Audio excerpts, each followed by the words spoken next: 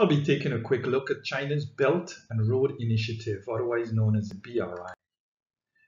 In this presentation, I'm going to talk about a little bit of background, the outcomes, the problems, analysis, and conclusion. What is this Belt and Road Initiative? The BRI was proposed and initiated by China in 2013 with an expiration date of 2049. 2049 coincides with the 100th anniversary of the founding of the People's Republic.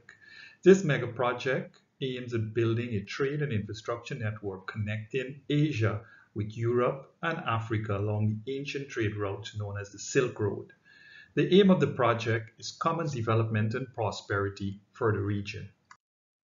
The original Silk Road arose during the westward expansion of China's Han Dynasty, which forged trade networks throughout Asia.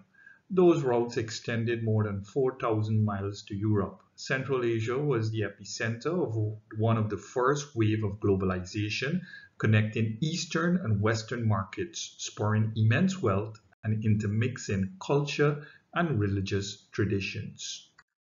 According to Chinese news agencies, as of March 2020, 138 countries have joined the Belt and Road Initiative by signing an MOU with China. The project now involves countries in South and Central America and the Caribbean. My country, Guyana, has signed on in 2018. According to popular estimates, the initiative will cost between $4 and $8 trillion, and Business Insider has branded it as the granddaddy of all mega projects. The project, if the promises are realized, will have several far-reaching positive implications for the world. It has a potential to positively affect several of the UN's SDGs, improve intergovernmental communication to better align high-level government policies like economic development strategies and plan for regional cooperation. It can encourage the development of soft infrastructure such as signing of trade deals and align regulatory standards and improving financial integration. It can promote people-to-people connection by cultivating student, expert, and cultural exchanges and tourism. The aim fills the infrastructure gap that currently inhibits economic growth potential on the world's largest continent, but it has some other important objectives as well. By connecting all these economies together, China is hoping to become the gatekeeper in the world for a new platform of international trade cooperation and integration. Naturally, this project will drastically expand China's influence on the world. Funding for massive deepwater ports, lengthy railroads, and power plants are offered by a list of Chinese state-owned organizations. Some funding will be in the form of grants, but many are in the form of loans. And when countries cannot service these loans, there are consequences. The United States shared a concern with some in Asia that a BRI could be a Trojan horse for China-led regional development and military expansion.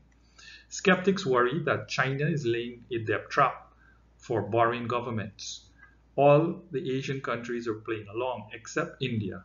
India's Prime Minister Narendra Modi has been an open critic about the project.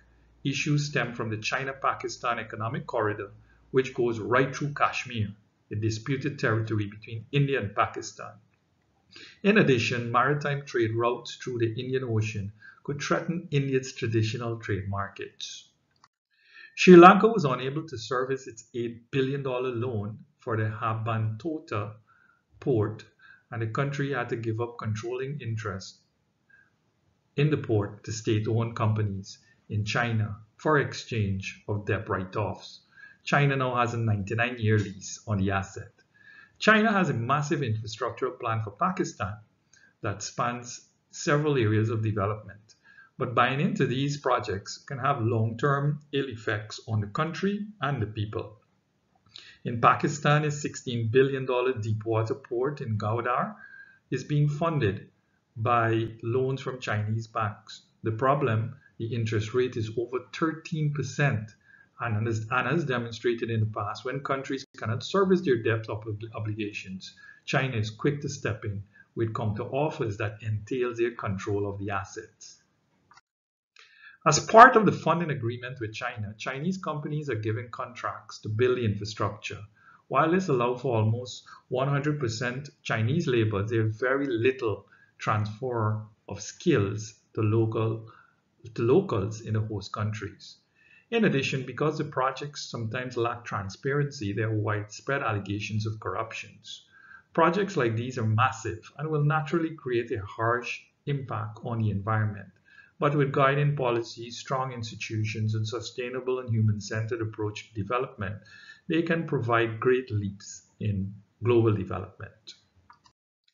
The BRI is certainly the granddaddy of mega projects, and of 36 years for the project, only 7 years have elapsed. In terms of global development, this project in concept holds a number of positive potentials on many levels. Some analysts are saying that it's premature and to make any harsh conclusions as the process is still an evolving one. According to some sources, countries are learning and are making demands to safeguard their interests, and China is willing to be flexible.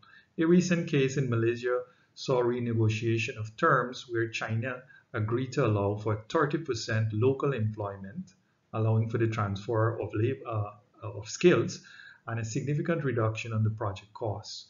Due to COVID-19 pandemic, the economy of many countries took a dive, and many nations are sending wave of calls for debt relief from China.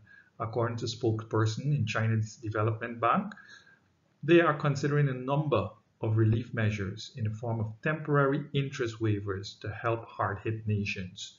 Nevertheless, there are many questions, and we will only know the answers to some of them as the project continues to unfold. Thank you for watching my presentation. You can find more information in my references, and I've learned a lot doing this, and I'm hoping also that you have learned a lot watching this. Thank you.